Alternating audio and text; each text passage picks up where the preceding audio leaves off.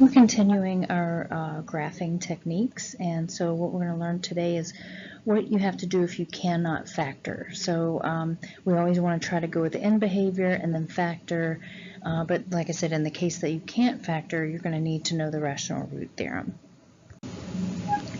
On page 98 in your workbook, you're going to see this core concept, which is what the rational root theorem is. And basically, it gives you every possible solution to the function. So you're going to take, sorry, I didn't know it was, okay, this P stands for whatever number is at the end of the function. It's the constant term. And then Q stands for the leading coefficient. So if I had something like, let's take this function of 3x squared plus 5x minus 9, let's say, then my P is going to be 9, and we'll deal with the positives and negatives in a minute, and my Q would be 3. And when I get all of those possibles of P over Q, oh, I'm sorry, I meant to call, not 9, I meant to call that P. So when I get all of my possibles of P over Q, and reduced versions and positive negative versions, that's all the possible roots. That means all the numbers that could possibly be roots to the function. Okay, so an example of, and all we're trying to do again is trying to find the possible factors. So we're going to take P, which is the last number, which is the constant term, over Q, which is the leading coefficient. And we're going to take, because we want factors, positive and negative are going to work for all the factors. So we're going to take positive, negative, the factors of 7, which are 1 and 7, and we're going to divide that by, this is, right over here, P over Q is what we're writing. So positive, negative 1, positive, negative 7.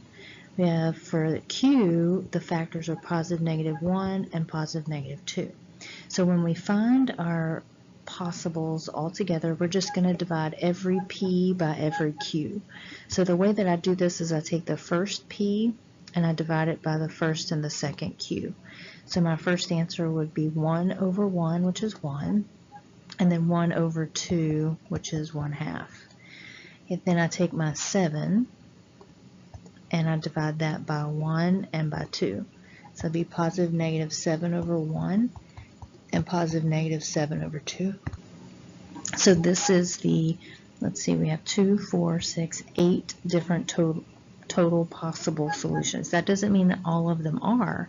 Those are just the possibles. So you would work synthetic division to find which one works.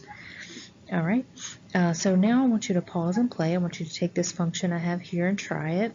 Pause the video, try it yourself, find all the possibles, and then hit play when you're ready. Okay, the P over Q would be positive, factors of 6 would be 1, positive negative 2, positive negative 3, positive negative 6. All of those over the factors of 2, which would be positive negative 1 and positive negative 2. So my total factors are going to be positive negative 1 over 1, positive negative 1 over 2. That covers my 1s. Now I'm going to take my 2, positive negative 2 over 1, and positive negative 2 over 2. Now 2 over 2 is just 1, and I've already listed it, so I'm done with that one. Now we're going to take 3, and positive negative 3 over 1 is 3, and 3 over 2 is 3 over 2. So I'm done with that one. Now we'll take the last one, positive negative 6 over 1 will be 6, and positive negative 6 over 2 would be 3. And actually I already have 3, so I'm not going to list that. So these are all the different factors, and then my job at this point would be to try them. Hope that something easy works out. Alright, so here is a full example, and I only have enough time to give you one, so please feel free to back up and watch it as you need to. Okay, so what we want to do is find all the roots and then determine which one's right.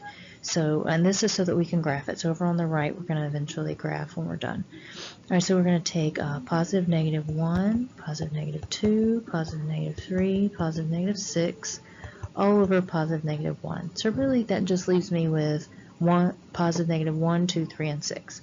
So the way that we find out which one works There, I'll go ahead and put this down so we know which one. I would start with the ones and use synthetic division from the original function. And what I'm trying to do is figure out which one gives me a remainder of 0, meaning it is a factor.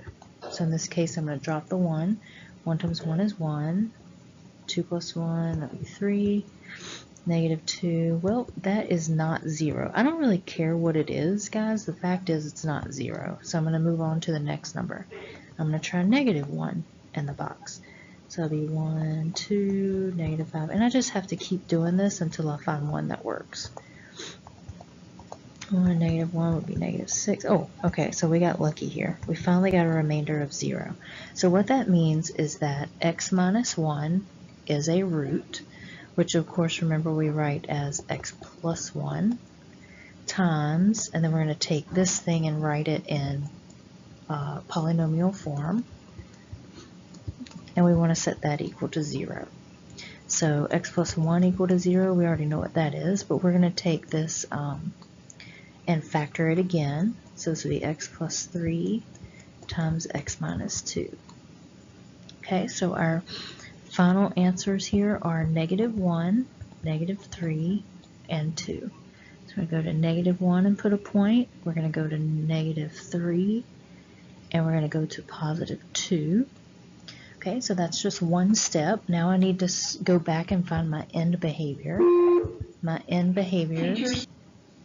And the end behavior of this one is, let's see, if it's x cubed, that would be odd positive, which would be down, up. So we're going to throw in these arrows, down, up. And now we need the second step, after we found our factors, is to find the multiplicities. The multiplicities are going to be, let's see, if we go back over here, I'll do this in green. Each one of these factored forms all has an exponent of 1, which means they're all odd, which means they all cross. So this one's going to cross, cross, cross. Now I know to write the crossing that way depending on the end behaviors. So now I can make this and make that particular function. Okay, and again, it's just a sketch, it's not perfect.